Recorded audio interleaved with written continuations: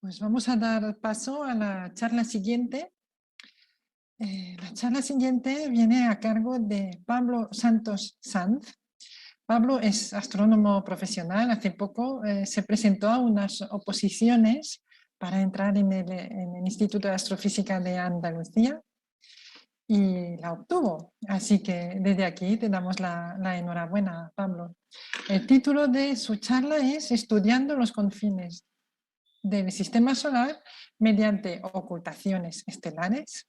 Así que, Pablo, adelante, cuando quieras. Bueno, buenas tardes. Primero, antes de compartir pantalla, muchas gracias. Gracias por la invitación a participar en las jornadas. Gracias también por las felicitaciones por esa plaza que acabo de obtener. Algo complicado en estos tiempos que corren y en un país como el nuestro, donde la ciencia, pues desgraciadamente, salvo problemas como los que están surgiendo con el coronavirus o lo que está pasando ahora en La Palma, pues muchas veces brilla por su ausencia. Voy a compartir pantalla. Voy a seguir hablando, ya que la tarde es temática sobre ocultaciones estelares, pero en este caso pues voy a hablar sobre las ocultaciones estelares en las que yo trabajo, que son las ocultaciones estelares por los objetos que se hallan en los confines de nuestro sistema solar. Yo trabajo, como bien han dicho en la presentación, en el Instituto de Astrofísica de Andalucía, que es un centro del CSIC y que además, pues bueno, obtuvimos hace poquitos años el galardón o el sello de excelencia Severo Ochoa, que obtiene muy pocos centros de investigación en nuestro país. Bueno, pues esto es una recreación artística de uno de los objetos de los que hablaré durante la charla de Jaumea. ¿Qué sabemos de nuestro sistema solar? Bueno, nuestro sistema solar está formado, pues, obviamente, por la estrella central y por los planetas interiores y los planetas exteriores. He querido poner esto porque, bueno, digamos que el material del que se han formado todos estos planetas, pues podría ser, en esta diapositiva, esa clara de este huevo que está roto, este huevo cósmico. Pero claro, aquí vemos que ha sobrado mucha de esa clara. Esa clara que ha sobrado de la formación de los planetas son los pequeños cuerpos del sistema solar, que no son nada más y nada menos, o son nada más y nada menos que los ladrillos que sobraron de la formación de los planetas de nuestro sistema solar. Este es nuestro sistema solar tal y como lo catalogamos actualmente, con los planetas interiores, de Mercurio hasta Marte, los planetas gigantes exteriores, Júpiter, Saturno, Urano y Neptuno. Y luego tenemos aquí otra serie de pequeños cuerpos, planetas enanos. Hasta ahora, bueno, solo hay 5 considerados planetas enanos. Uno está en el cinturón de asteroides, que es Ceres, y estos otros que están en el cinturón transneptuniano. Bueno, como ya he adelantado, tenemos cuerpos menores en el cinturón de asteroides, que es aquel que está comprendido entre las órbitas de Marte y Júpiter. Tenemos objetos centauros que son muy interesantes, como veremos. Estos objetos centauros están situados entre las órbitas, tienen órbitas entre la órbita de Júpiter y de Neptuno. Y más allá tenemos, más allá de Neptuno, lo que se llama el cinturón transneptuniano o cinturón de Kuiper. Y aquí es donde están los objetos transneptunianos, que están muy relacionados con los centauros, porque evolucionalmente creemos que los centauros provienen de los objetos del cinturón de Kuiper, de los objetos transneptunianos, y a su vez estos centauros también se pueden convertir en cometas de corto periodo. Bien, esto sería otro esquema de nuestro sistema solar. Aquí tendríamos el cinturón de asteroides, de nuevo de los centauros, y los objetos transneptunianos a los que me voy a referir más de una vez durante la charla por sus siglas en inglés. Sus siglas en inglés, que es Transneptunian Objects, o sea, TNOs o TNOs en inglés sería. Bien, pues lo interesante de estos objetos, aquí tenemos lo que se llama el cinturón de Kuiper, que empezaría pues aproximadamente a partir de la órbita de Neptuno, unas 30 unidades astronómicas, y que llegaría, pues bueno, hasta, digamos, creemos que es un continuo y que conecta con la nube de Oort, que ya está a unas 10.000 unidades astronómicas, como podemos ver aquí. Lo interesante de estos cuerpos, como he dicho antes, es que son los restos de la formación del sistema solar. Y además los TNOs y los centauros creemos que son los restos mejor conservados, es decir, los restos más primigenios de esa formación. Por lo tanto, guardan información muy relevante de cuándo se formó el sistema solar hace 4.600 millones de años y de toda la evolución posterior, porque son objetos, por lo general, pues bueno, que han permanecido a una distancia muy grande del Sol y sus propiedades físicas y químicas pues, han sido menos alteradas.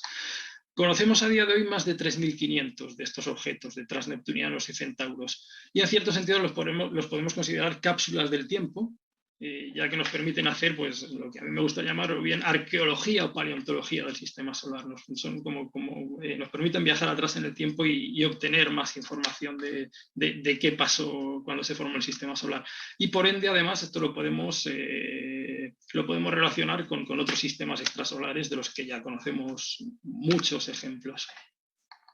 Bien, el primer objeto transneptuniano que se descubrió fue Albión en el año 1992. Es decir, bueno, hace menos de 30 años, casi 30 años, se descubrió el primero de estos objetos, aparte de Plutón.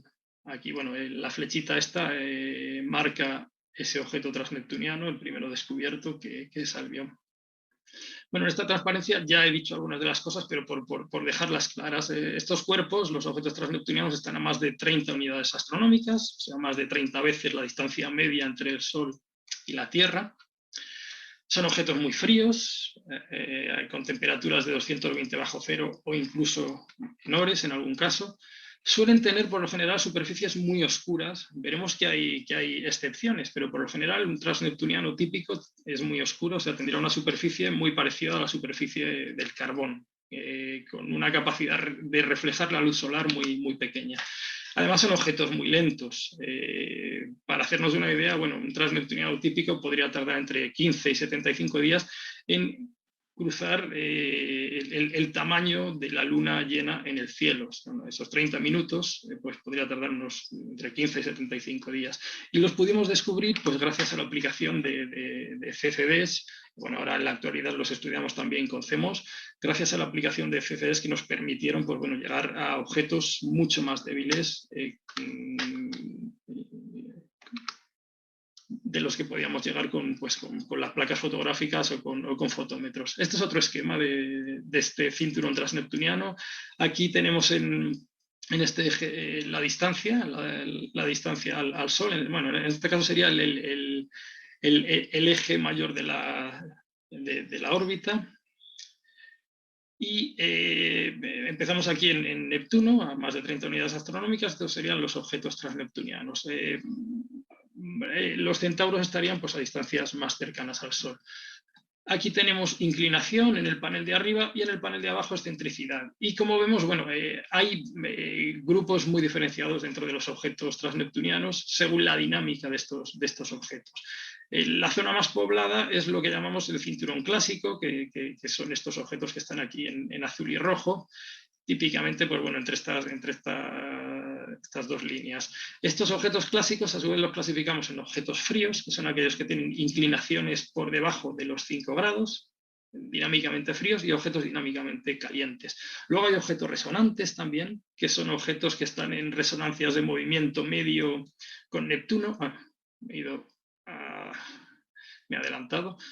Aquí tenemos, bueno, resonancia 3-4, 2-3, 1-2. Aquí estaría Plutón. La resonancia más poblada es la resonancia 2-3, donde habita el propio Plutón y los llamados plutinos. Luego tenemos objetos, bueno, con una inclinación grande, como son los objetos del disco disperso, de los que ha hablado también Carlas Schnabel. Eris es uno de estos objetos. Objetos desacoplados. Estos objetos tienen excentricidades muy grandes, como vemos aquí por encima de 0,2, y son objetos que, digamos, están desacoplados de la influencia de Neptuno. Pues como vemos es un zoo pues, bastante interesante, ¿no? Y muy variado, y que nos está hablando toda esta disposición de qué es lo que ha pasado en el sistema solar en el pasado, qué sucedió. Esto sería, bueno, un esquema de la mayor parte de los objetos conocidos. Los círculos son las órbitas de los planetas gigantes. Aquí sería la órbita de Júpiter, la de Saturno, la de Urano y la de Neptuno. Esta cruz blanca, con un círculo blanco también, ese es Plutón. que a veces está más cerca, como vemos, que el propio Neptuno, y bueno, los rojos pues serían objetos transneptunianos, los blancos son plutinos, son objetos que se parecen a Plutón, que tienen órbitas similares a la de Plutón, están en la misma resonancia con Neptuno. Bueno, ya todo esto, estamos hablando de pequeños cuerpos del sistema solar, y también he hablado de planetas enanos. Hemos visto que hay un planeta enano en el cinturón de asteroides, que es Ceres, y que luego hay otros planetas enanos en el cinturón transneptuniano. Bueno, pues, ¿a qué llamamos planeta enano? Un planeta enano tiene que cumplir una serie de condiciones. Primero, tiene que orbitar alrededor de una estrella. Segundo, tiene que estar en equilibrio hidrostático, por lo tanto, este cuerpo tan irregular no nos valdría. En equilibrio hidrostático implica que, bueno, que digamos, la fuerza de gravedad del cuerpo está en equilibrio con la propia cohesión interna del objeto, y eso hace que el objeto pues, sea más o menos esférico. Eso significa que está en equilibrio hidrostático. Bien, para ser planeta enano no tiene que ser satélite de ningún otro cuerpo, por lo tanto este que he pintado aquí no lo sería, y además otra condición, ya la última, es que no ha limpiado su órbita de objetos similares a él, similares en tamaño y en propiedades, por así decirlo. Bueno, pues aquí, todos estos que tenemos aquí, habría algunos que son planetas enanos y otros no. Los que son irregulares, los que no están en equilibrio hidrostático no son planetas enanos, y los otros que tenemos aquí, que están en equilibrio hidrostático, son más o menos esféricos, pero no han limpiado la vecindad de objetos similares a él, pues son planetas enanos. Esa fue la razón por la que este objeto que tengo aquí, que es Plutón, dejó de ser planeta en el año 2006 y pasó a considerarse planeta enano. Bueno, este modelo de Plutón pues está hecho con imágenes reales de la sonda New Horizons que lo visitó, ¿no? Que hizo un sobrevuelo. Entonces, bueno, los 5 planetas enanos de los que ya he hablado, que consideramos en la actualidad, pues son 4 en el cinturón transneptuniano: Eris, Plutón, Makemake, Haumea, y uno de ellos, que es Ceres, del orden de los 1000 kilómetros, en el cinturón de asteroides. Y sabemos que hay muchos pendientes de clasificar, más de un centenar, bueno, probablemente muchísimos más de ese centenar.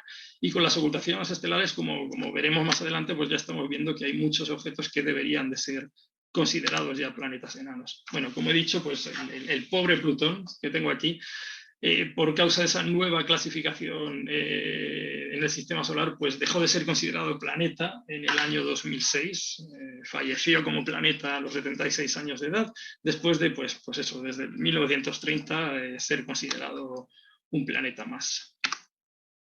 ¿Qué conocemos de estos objetos, de los objetos transneptunianos y de los centauros? Aquí he puesto un diagrama, bueno, con colores, V-R, color visual menos rojo, y aquí azul menos visual, donde vemos que, bueno, que estos objetos tienen una variedad de colores, desde objetos más enrojecidos, el rojo está aquí, más enrojecidos, hasta objetos pues con colores mucho más azulados o más neutros. Entonces, bueno, ¿qué conocemos de estos 3.500 objetos? De algunos de ellos, del orden del centenar, pues conocemos, colores conocemos del orden de 400, rotación del orden de 100 de estos objetos, sabemos cómo rotan, sabemos algo de su composición superficial por espectros, del orden de 70 de estos objetos los hemos podido estudiar sacando espectros. Hemos descubierto satélites en algunos de ellos. También, típicamente, los objetos más grandes suelen casi todos tener satélites. Desconocemos, sin embargo, muchas cosas. Bueno, desconocemos tamaños, las formas tridimensionales que tienen, el albedo, es decir, la capacidad de reflexión de la luz solar que les llega, sus propiedades térmicas, es decir, cómo se transmite el calor en estos objetos. Densidades, pues desconocemos, de prácticamente todos. No sabemos si tienen atmósferas o no, de Plutón sí sabemos. Anillos, pues bueno, sabemos que algunos de ellos tienen anillos, pero hay más con anillos, no hay detalles topográficos. Carla Snabel también pues habló algo de MS4 y de esa primera posible detección de detalles topográficos en un objeto transneptuniano. Bueno, la pregunta es cómo podemos determinar estas propiedades físicas, como son tamaños, formas 3D, densidades y otras, ¿no? Estos detalles muy finos muchas veces que son difíciles de medir. Una de las técnicas es utilizar observaciones térmicas. Observaciones térmicas que, bueno, gracias al telescopio espacial, observatorio espacial Herschel, que ya dejó de funcionar, pues pudimos caracterizar muchos de estos objetos, conjuntamente con el observatorio, con el telescopio espacial Spitzer, desde tierra también con el radiotelescopio ALMA o con el IRAM 30 metros que hay en Granada también se pueden detectar las emisiones térmicas de estos objetos y mediante modelos térmicos pues podemos obtener tamaños, albedos, propiedades térmicas y densidades en algún caso, en el caso de que los objetos sean binarios y tengamos determinada su masa. Voy a volver para atrás. Tengo el dedo muy rápido esta tarde. Bien, pues hemos podido determinar estas propiedades, densidades para algunos, como he dicho, para del orden de unos 180 objetos. Lo malo de determinar, por ejemplo, tamaños y albedos en estos objetos es que los errores son muy grandes. ¿Vale? Podemos llegar a 180 objetos, pero con unos errores del orden del 10% en diámetro y 20% en albedos. Eso se hizo pues, con un programa del telescopio espacial Herschel llamado TNOSAR Pool, en el cual participé, y esto sería pues, una especie de resumen de todos estos objetos. Aquí tenemos la escala de los diferentes albedos que mostraban estos objetos con los diferentes tamaños también. Otra manera de obtener esto mismo, salvo las propiedades térmicas, claro, sería pues, utilizar la técnica de las ocultaciones estelares. Esto sería un esquema muy básico de lo que es una ocultación estelar. Básicamente, bueno, predecimos cuando un pequeño cuerpo pasa delante de una estrella, nos oculta su luz y desde la Tierra pues hay una franja de sombra, igual que se produce durante un eclipse, y si hay una serie de observadores distribuidos estratégicamente en esa franja de sombra, pues podemos reconstruir la forma del objeto. Es un método muy potente para obtener diámetros, albedos, formas tridimensionales con una precisión, como he dicho, exquisita. La precisión muchas veces es comparable a la de una misión espacial. Es decir, sería equivalente a mandar una misión a ese objeto y lo estamos haciendo desde Tierra y a veces, pues, con telescopios no muy grandes y a veces pues también con la colaboración inestimable de astrónomos amateur o astrónomos aficionados. También, bueno, por este método podemos obtener densidades, caracterizar y detectar atmósferas, anillos y satélites, esos detalles topográficos que estamos comenzando a detectar, mejorar también la órbita del objeto. Y bueno, la charla anterior a la mía también podemos detectar, como se ha visto, pues estrellas binarias. Pero todo esto es precioso, es muy bonito, pero el diablo se esconde en los detalles, como suele suceder. Y esto es cierto sobre todo para los objetos transneptunianos, como vamos a ver. Para los asteroides del cinturón principal no tanto, pero para los transneptunianos sí. Bueno, esto sería una serie de objetos del sistema solar, incluyendo Titán, el satélite más grande de Saturno. Y aquí tenemos Plutón, Caronte, Eris. Eris es del tamaño de Plutón, pero está bastante más lejos, por eso tiene ese tamaño en el plano del cielo más pequeñito. Si nos fijamos, por ejemplo, en Eris, pues Eris tiene un tamaño de solo 33 milisegundos de arco. ¿Eso a qué equivale? Bueno, pues a una moneda de 1 euro vista a 140 kilómetros. Es decir, que tenemos que ser capaces de predecir cuando una moneda de 1 euro vista a 140 kilómetros pasa por delante de una estrellita. Y esto es aún más complicado porque muchos de los objetos en los que estamos interesados son aún más pequeños. Tienen tamaños de 10 milisegundos de arco, como este objeto que he dibujado aquí. Eso significa que, bueno, que es bastante difícil predecir cuándo se produce una de estas ocultaciones. Por un lado, por el pequeño tamaño en el cielo que tienen estos objetos.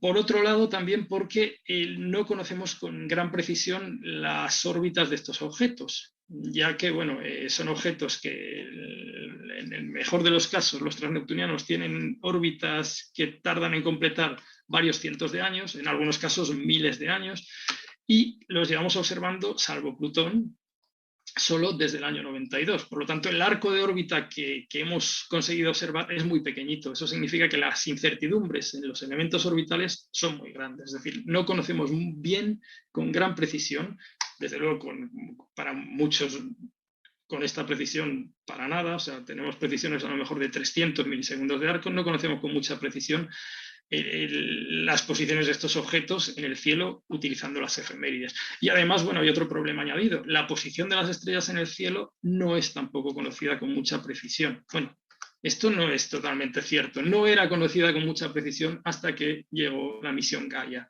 Actualmente, y gracias a la misión Gaia, sí que conocemos la posición de estrellas con mucha precisión, a veces con precisiones hasta de microsegundos de arco. Entonces, Gaia ha ayudado mucho a predecir ocultaciones estelares.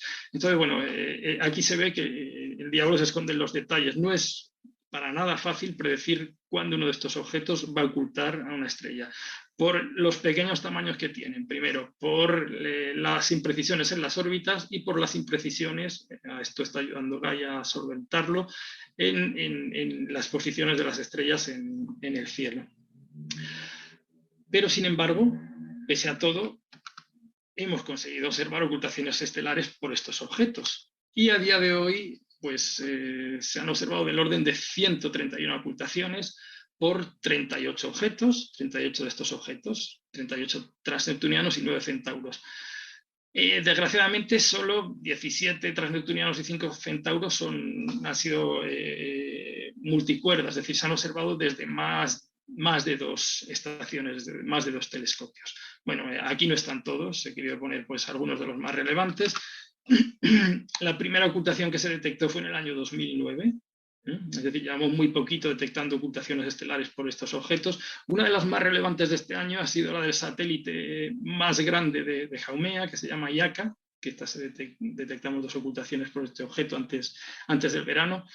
Hace muy poquito hemos detectado, no aparece aquí, pero este fin de semana por un centauro que se llama Bienor. Y bueno, en breve pues habrá otra por otro objeto que es este 2002 TC302, en noviembre, si no recuerdo mal es el 11 de noviembre me parece, y también es un objeto muy interesante porque también podría ser pues un candidato a planeta enano. Entonces, bueno, el resumen es que con ocultaciones estelares, para esos 22 objetos de los que tenemos ocultaciones multicuerdas, pues hemos podido obtener con muchísima precisión diámetros, albedos y para unos pocos además densidades, formas tridimensionales. Para 3 de ellos hemos detectado anillos, algo que no se esperaba para nada. Hemos detectado también satélites en 2, atmósferas en 2 objetos también, uno de ellos es Plutón. Aquí, bueno, en la estadística esta no he incluido Plutón, pero aquí en esta detección sí se ha incluido Plutón.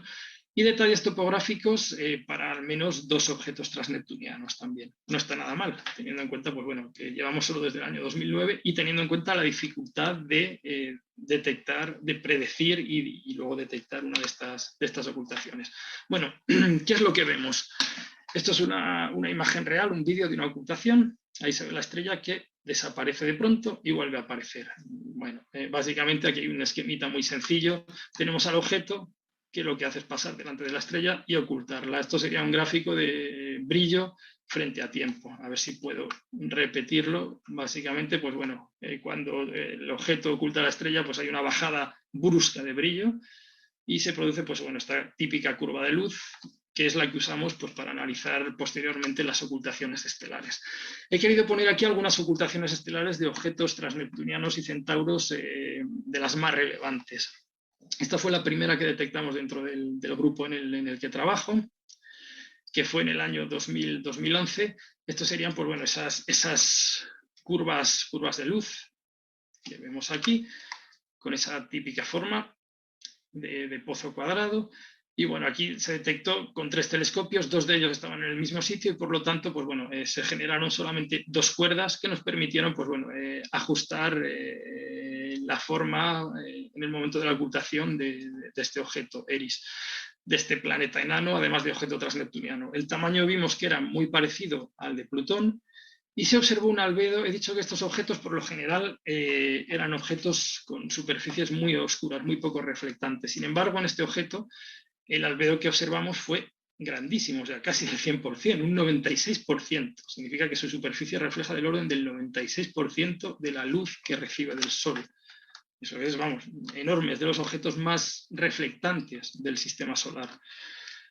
Esto a día de hoy, bueno, planteó un reto de intentar explicarlo. Lo que creemos es que Eris es un objeto que tiene el tamaño suficiente como Plutón para haber retenido gases muy volátiles y puede tener atmósfera, pero debido a la gran distancia a la que se encuentra, esa atmósfera, digamos que se ha congelado y se ha quedado en la superficie totalmente congelada, formando una superficie muy reflectante, pues vamos, como un espejo, y eso explicaría este albedo. Creemos que fundamentalmente, pues bueno, sería nitrógeno congelado. Esa sería la explicación de ese albedo tan grande que se descubrió con esta ocultación. Esta es otra ocultación también que se produjo en el 2011 por el planeta enano Makemake y transneptuniano. Y bueno, aquí esta la quiero poner, aparte de porque también hay un resultado interesante que ahora comento, porque en esta diapositiva pues se ve muy bien cómo estas curvas de luz, en las que nosotros lo que hacemos aquí es medir, bueno, aquí tenemos brillo o flujo respecto al tiempo, y este tiempo lo podemos convertir directamente como sabemos la velocidad a la que se mueve el objeto, lo podemos convertir directamente, podemos pasar de tiempo a tamaño, a distancia en el plano del cielo. Y eso es lo que nos da pues, esos famosos acordes o cuerdas de la ocultación. Ahora vamos a ir viendo pues, bueno, cómo cada uno de estas curvas de luz pues, genera un acorde. En este caso, bueno, estos dos telescopios estaban en el mismo sitio, de hecho es el mismo telescopio con dos canales, y vemos cómo pues, las curvas de luz van dibujando diferentes cuerdas en el plano del cielo, que son al final las que nos permiten reconstruir la forma instantánea del objeto en el momento en el cual se produjo la ocultación. En el caso de Makemake, pues ya vemos que tenía 1.502 kilómetros por 1.430 kilómetros. Y como vemos, bueno, el error es pequeñísimo, comparable al que habríamos obtenido si hubiéramos ido allí y lo hubiéramos medido con una misión espacial. La reflectividad de este objeto pues, está entre la de Plutón y la de Eris, es un poco mayor, es mayor que la de Plutón y más pequeña que ese 96% de Eris, y además se detectó una posible atmósfera local. Algo también muy interesante porque hasta ahora solo en Plutón sabemos que tiene atmósfera, que también se detectó mediante una ocultación estelar. Y bueno, el segundo objeto con una posible atmósfera local detectada hasta ahora, objeto transneptuniano, es Makemake. Bien, paso a otro objeto también paradigmático, que es el centauro Chariclo o Cariclo, en español, que se detectó el 3 de junio del año 2013. Bueno, esta es una de las observaciones, y aquí lo que quiero es que estemos atentos a la estrella y que veamos cuántas veces nos hace un guiño o cuántas veces desaparece. Bueno, yo cuento, a ver, aquí una desaparición grande, vamos a empezar aquí. Un guiño pequeño, acabo de ver. Un guiño grande, no, ahora un guiño grande, y ahora otro pequeño guiño. Bueno, al menos parece que hay 3 desapariciones, una muy rápida, luego otra que dura más tiempo y luego de nuevo otra más rápida.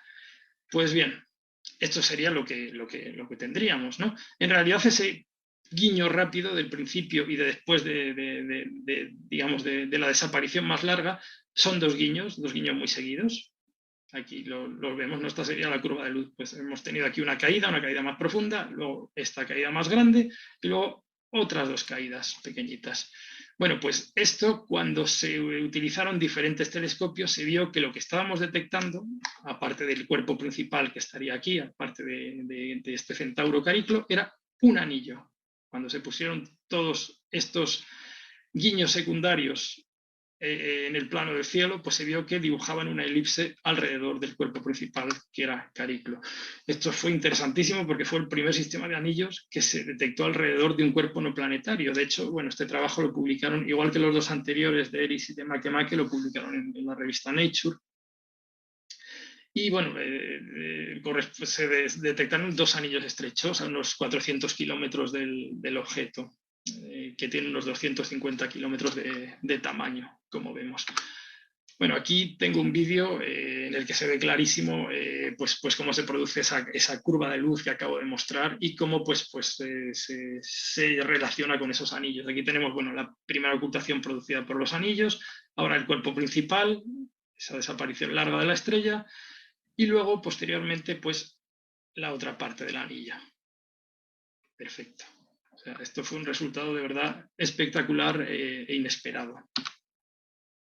Entonces, bueno, lo que tenemos a partir del año 2013 es que a los planetas gigantes del sistema solar, que todos tienen anillos descubiertos en diferentes épocas, algunos de los cuales descubiertos también con ocultaciones estelares, pues se une ahora un pequeño cuerpo de 250 kilómetros de diámetro solamente, que es Cariclo.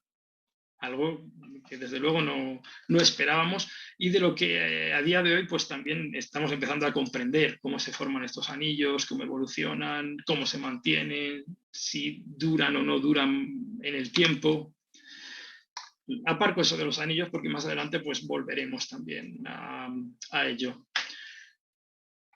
Quiero poner aquí también esta ocultación estelar de 2017 de Tritón. Este no es un objeto transneptuniano, aunque una de las teorías del origen de Tritón dicen que, bueno, que podría ser un objeto transneptuniano capturado. Pero bueno, el interés de ponerlo aquí durante la charla no es que puede ser un objeto transneptuniano que capturó Neptuno durante la formación del sistema solar, sino que, bueno, esta ocultación se produjo con digamos, la parte central de la ocultación pasando por Europa, pasó por encima de España, y lo interesante es que Tritón sabemos que tiene atmósfera.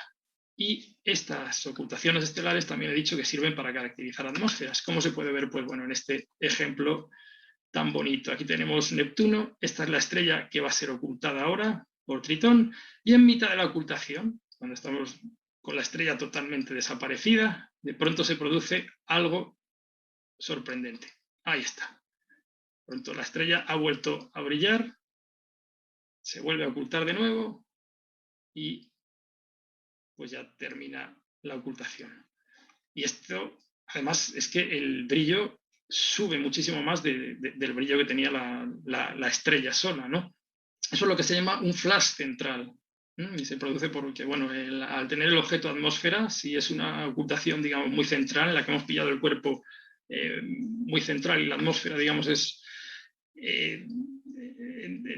se produce la refracción de la luz de la estrella por la atmósfera y justo en el centro de la ocultación pues actúa la atmósfera como una especie de lente y se produce ese flash.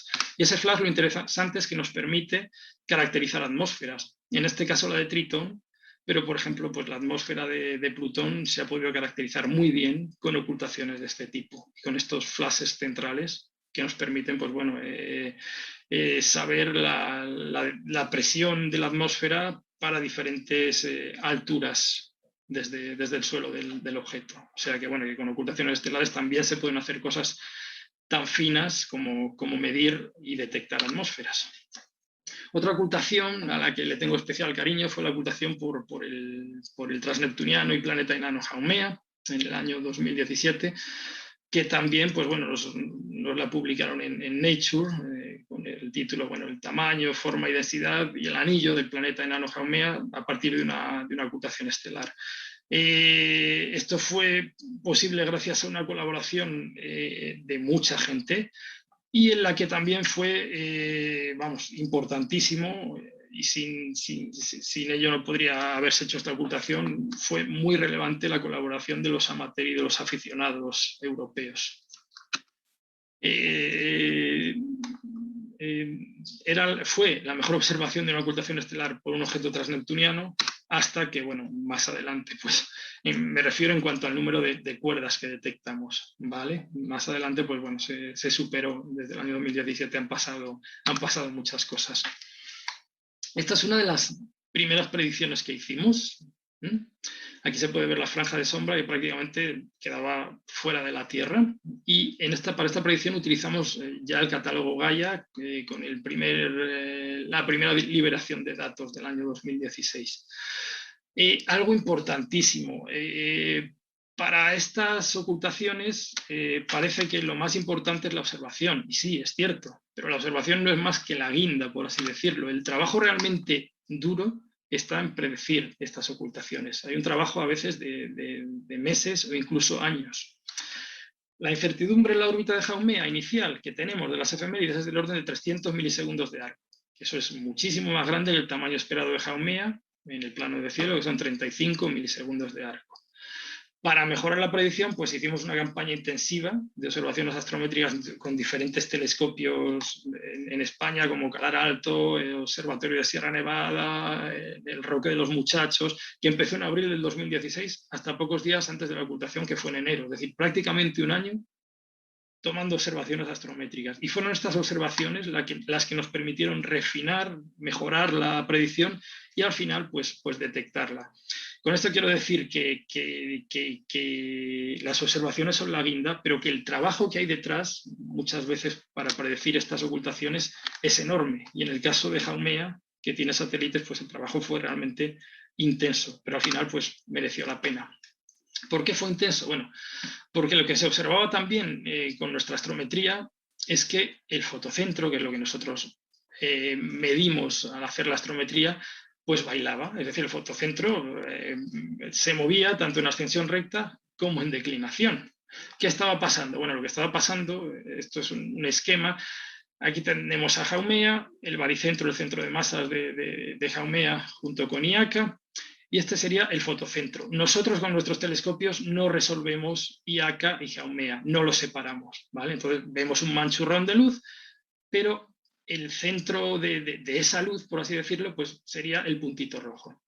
¿Qué ocurre? Bueno, como IACA está girando alrededor de Haumea, lo que se produce para las diferentes posiciones de IACA, del puntito verde en este esquema alrededor de Haumea, es que el punto rojo pues parece girar, o sea, el fotocentro parece girar alrededor del baricentro, ¿vale? O sea, hay una rotación del fotocentro alrededor del baricentro.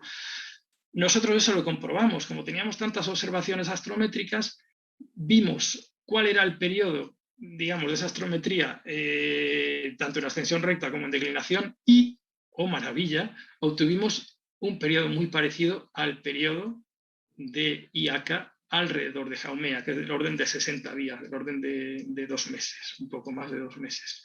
Entonces, bueno, eso nos permitió entender por qué nuestras predicciones estaban saltando a un lado y a otro, porque lo que estábamos haciendo era predecir la ocultación producida por este puntito rojo, que aquí no hay nada, aquí no está ni IACA ni está Haumea. Entonces, pues bueno, eso nos permitió corregir nuestras predicciones con mucho cuidado y al final, pues bueno, nuestra mejor predicción de unos pocos días antes de la ocultación, pues fue esta. Una franja que pasaba por media Europa, por encima de Italia, una parte de Alemania.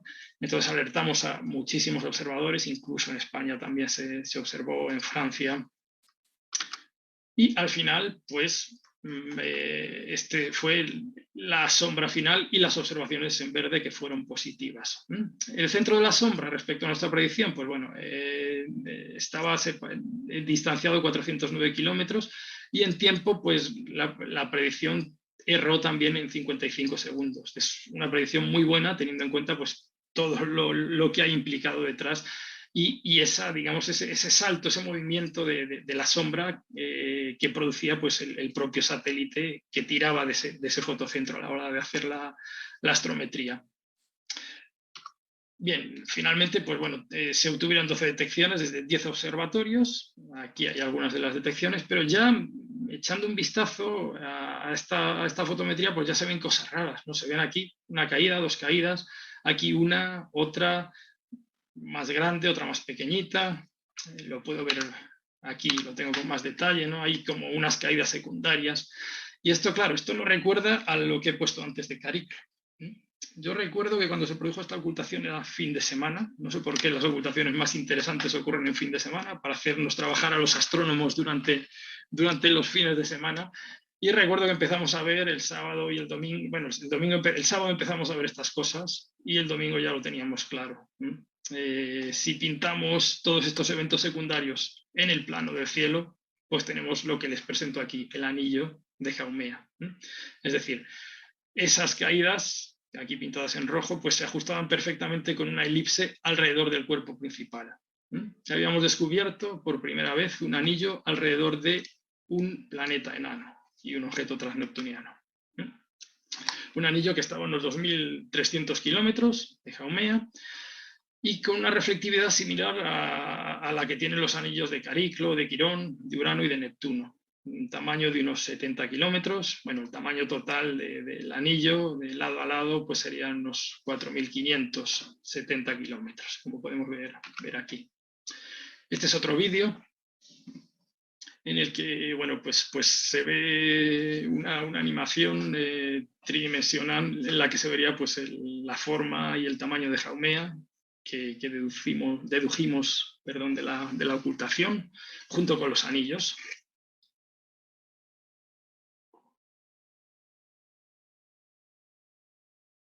Ahí aparecen los anillos. Y el cuerpo, como vemos, pues es muy, muy alargado. De hecho, es uno de los cuerpos que giran más rápido, que rotan más rápido del sistema solar, a un poco menos de 4 horas. Y de ahí también la forma tan elongada que tiene por esa rotación tan rápida. Esa rotación que también creemos que puede estar relacionada,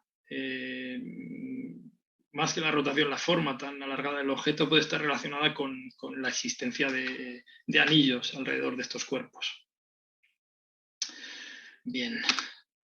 Bueno, pues de la ocultación directamente, pues lo que uno saca es la forma proyectada de Haumea. En este caso, pues aquí tenemos el lado más largo, 1.704 kilómetros, y el lado más pequeño, 1.138. Pero claro, esa es la silueta, la foto, digamos, instantánea en ese momento de la ocultación. Pero ¿cómo podemos pasar de aquí a la forma tridimensional, esa forma 3D? Bueno, pues para ello usamos la curva de luz rotacional. O sea, el objeto, como es muy alargado, dependiendo de en qué fase de su rotación esté, pues refleja más o menos luz solar y produce una curva de luz rotacional, que es esta que muestro aquí, ¿vale? Esta curva se obtuvo pues poco tiempo después de la ocultación.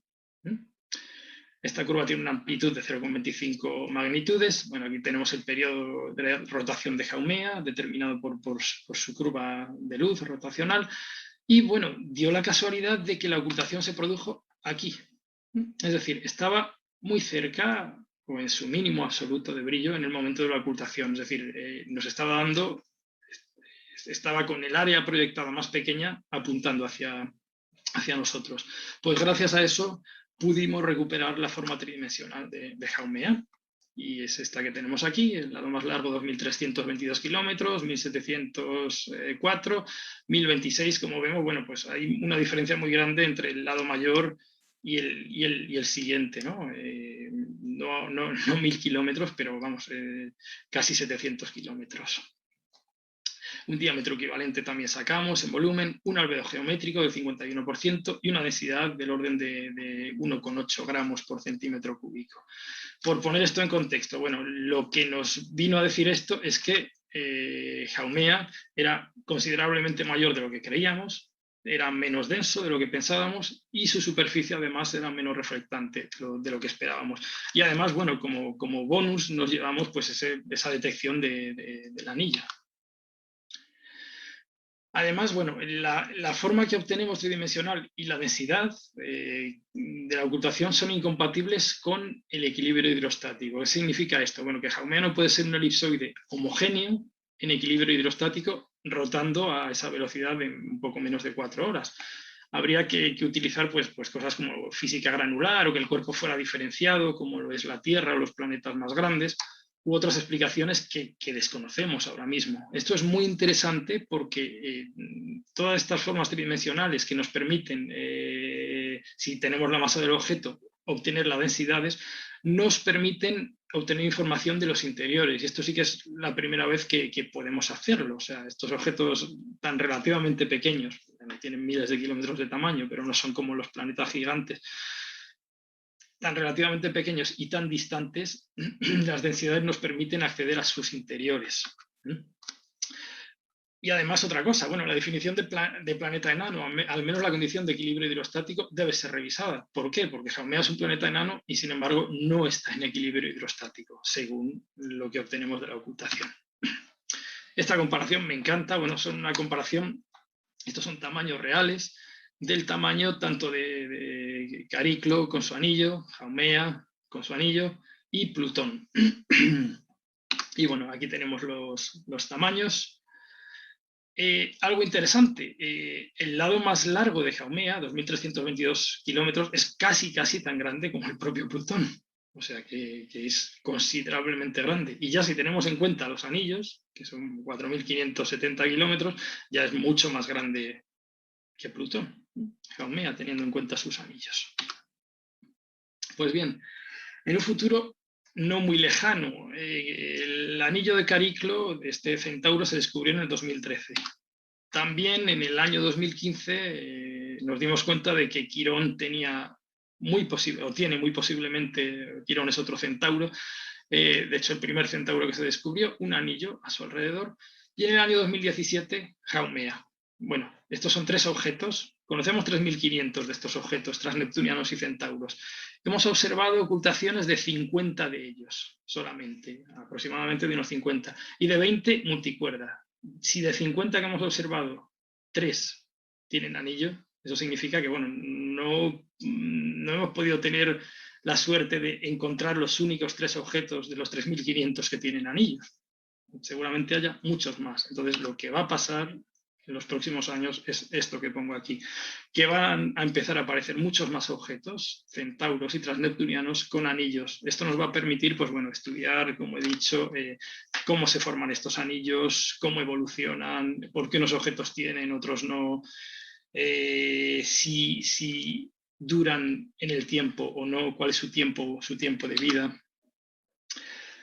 Ya para terminar, bueno, he querido poner aquí algunas ocultaciones por estos objetos transneptunianos y centauros de las últimas que hemos publicado. Esta la publicamos en el año 2020 por el transneptuniano 2002 TC302, que como he dicho ocultará una estrella pues en breve, el 11 de noviembre creo que es la fecha. Bueno, y en esta también hay un nutrido grupo de colaboradores, muchos de ellos aficionados. Aquí hay personas conocidas como Carlas Schnabel o Carlas Perelló, que colaboraron y muchísimos aficionados, sin los cuales pues no habría sido posible tampoco este trabajo.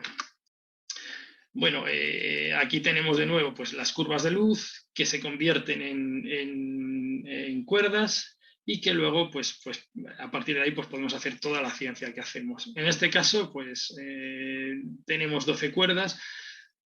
Esta era, ya no lo es, la mejor ocultación en cuanto a número de cuerdas, luego fue superada por otras 2, de las que hablaré ya al final de la charla. Una cosa muy interesante, bueno, comparando el diámetro equivalente que obtenemos de la ocultación con el diámetro radiométrico, que es el diámetro que se obtiene de medidas térmicas, y también utilizando otra información fotométrica y astrométrica, pues hemos deducido la posible existencia de un satélite a unos 2.000 kilómetros de TC302. Esta es otra de las razones por las que observar esta ocultación de noviembre por este objeto pues es especialmente interesante. No detectamos atmósfera global en este objeto, ni tampoco anillos como los de Haumea, aunque bueno, podría tener anillos más estrechos que no se habrían detectado. Esta es otra de las últimas publicaciones de este año, de una ocultación por un centauro que se llama 2002 GZ32, es de los centauros más grandes. Y aquí, bueno, pues también podemos ver colaboradores de la casa, de la agrupación de Sabadell, de nuevo, sin los cuales pues tampoco habría sido posible este trabajo. Esta sería la forma que obtenemos, ¿vale? Una forma muy elongada. Es el cuarto centauro, del cual obtenemos una ocultación multicuerda, lo cual también fue un logro. Obtenemos una forma tridimensional y de nuevo, igual que pasaba con Haumea, esta forma es inconsistente con un cuerpo homogéneo en equilibrio hidrostático para el periodo de rotación de este objeto. Estamos viendo cada vez más objetos que no cumplen con este equilibrio hidrostático y bueno, hace falta más física para entender qué está pasando, hace falta pues, bueno, esta física granular o hacer modelos de interiores, pero vamos, esto como digo abre una puerta muy grande a la ciencia que se puede hacer respecto a estos objetos.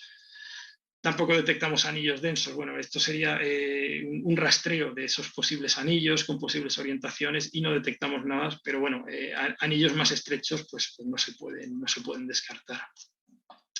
Hay resultados nuevos, de algunos se ha hablado ya esta tarde, pero hay resultados pues, bueno, a punto de publicarse o a punto de enviarse ya a las revistas científicas de algunos de estos objetos. Por ejemplo, el transneptuniano Uya, este objeto está ya enviado a Astronomy y Astrophysics y está bajo revisión.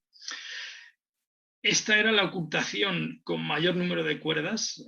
Antes dije que era la de TC302 con 12 cuerdas, si no recuerdo mal. Para Uya conseguimos 22 cuerdas, pero esto también se superó. Se superó el año pasado, en el 2020. Este es otro artículo, 2003 VS2, que también está enviado por una de nuestras estudiantes de tesis, que es Mónica Vara-Lubiano, que está enviado también a la revista, está bajo revisión. Hay otro artículo por Bienor, que por cierto este fin de semana se produjo también otra ocultación por este objeto, que es un centauro, y también se ha detectado desde varios sitios. Hay otra ocultación por Nicolás Morales, que está casi finalizada y casi lista para enviarla a la revista. 2002 MS4, del que habló Carlas Schnabel. Este objeto es el que tiene el récord en cuanto a número de cuerdas ahora mismo. O sea, detectamos del orden de las 60 cuerdas, que para un transneptuniano, vamos, supone algo impensable, o era algo impensable hace un par de años, ¿no? Entonces, gracias a una muy buena proyección, un trabajo astrométrico muy grande detrás, y también, bueno, a la colaboración de la red de aficionados y amateur de Europa, pues se pudo conseguir. Y este es uno de los pocos objetos de los que tenemos pues esos detalles topográficos de los que también habló Carlas Schnabel antes. Y este también está pues casi finalizado. Probablemente esta ocultación de material, o tengamos material suficiente con los datos de esta ocultación para no solo un artículo. Este será el primer artículo, pero probablemente se envíe otro artículo posterior, porque hay cosas muy interesantes que se han sacado de esta ocultación. Y bueno, un poco a modo de resumen, que tras 29 años que llevamos estudiando el cinturón transneptuniano, ¿qué cosas hemos aprendido? Esto es un poco general, no solo usando ocultaciones, aunque muchos de los resultados, o algunos de los resultados, sí son derivados de las ocultaciones. Conocemos más de 3.500 de estos objetos, más de 3.500 transneptunianos y centauros, se me ha olvidado aquí ponerlo. Estimamos que hay más de 100.000 sin descubrir, con tamaños mayores de los 100 kilómetros, y miles de millones con tamaños más pequeñitos, con tamaños kilométricos. El cinturón transneptuniano es la mayor estructura conocida en nuestro sistema solar. Y no lo conocíamos hasta el año 1992. Esto es algo sorprendente. Es como si en los mapas del mundo pues, no apareciera, por ejemplo, el Océano Pacífico. Pronto hay un mapa que tenemos en el año 92 del mundo y no aparece el Océano Pacífico. Pues nos estábamos perdiendo esa mayor estructura que era el cinturón transneptuniano, ese Océano Pacífico del sistema solar, por así decirlo. Casi todos los objetos descubiertos tienen tamaños entre los 100 y los 300 kilómetros y albedos muy oscuros, es decir, son objetos muy oscuros, salvo excepciones como Eris, por ejemplo, que tienen superficies muy reflectantes. Hay gran variedad de colores, de composiciones, de albedos, desde los muy oscuros, que suelen ser los más pequeñitos, hasta los muy brillantes, densidades y órbitas. Algunos de estos objetos tienen anillos, algo que no esperábamos y que todavía pues, estamos intentando entender y explicar.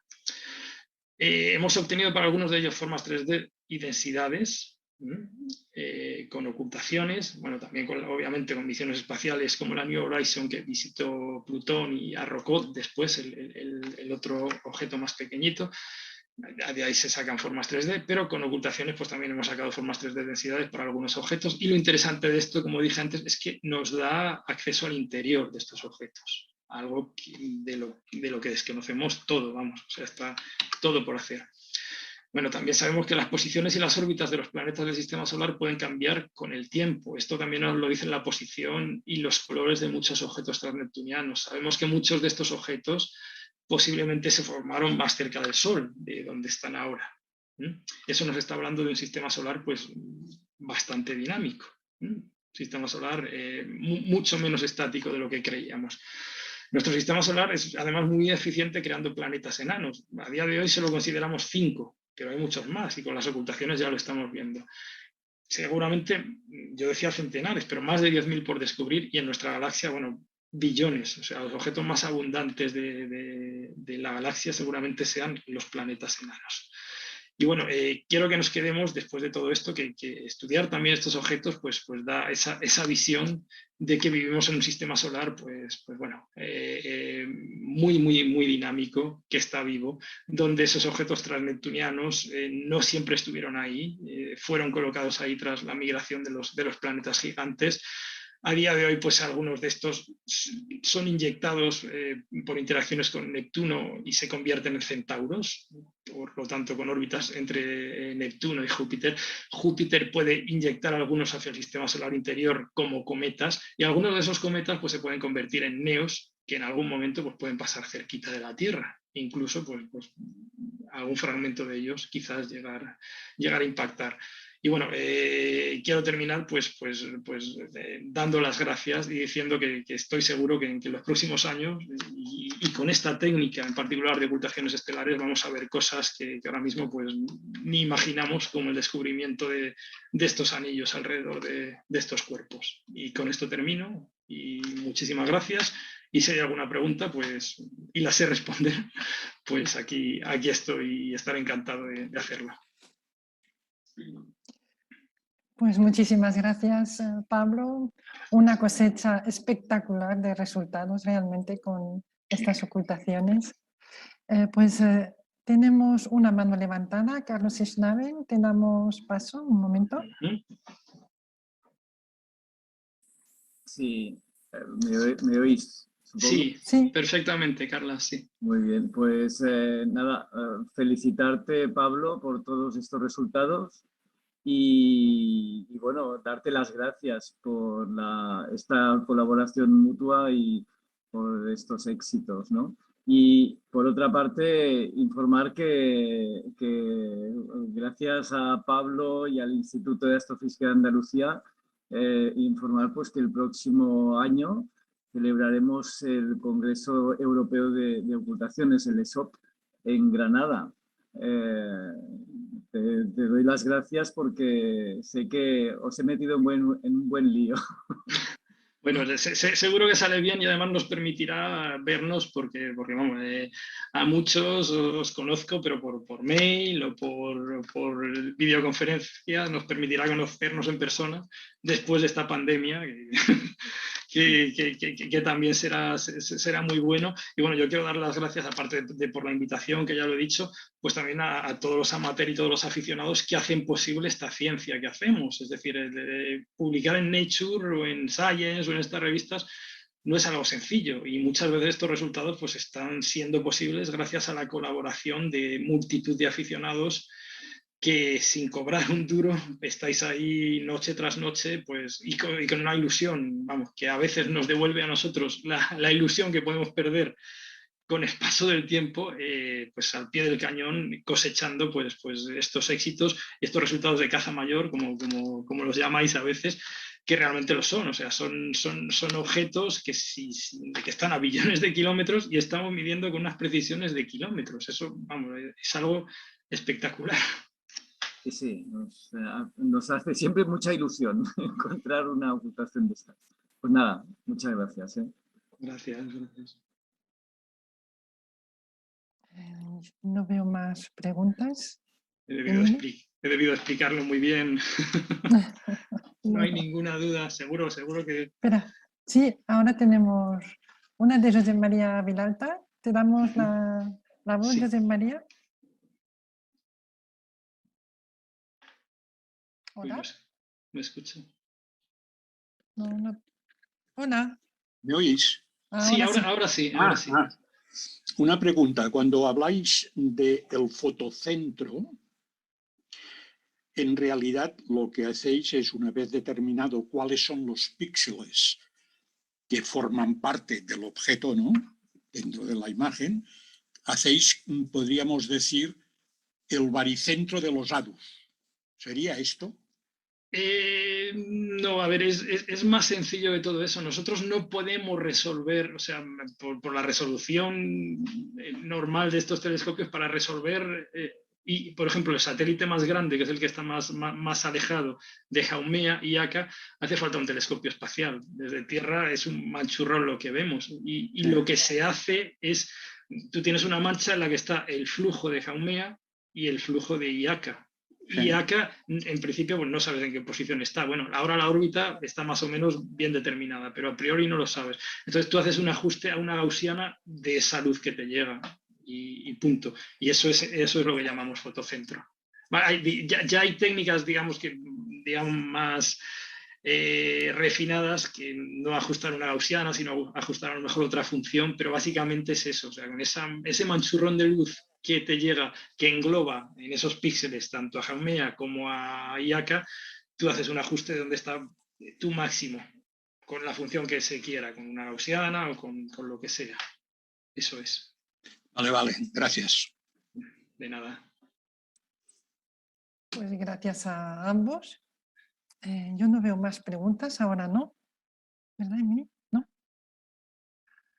Pues Pablo, muchísimas gracias otra vez por Gracias, esta muchas gracias, un placer. interesantísima charla.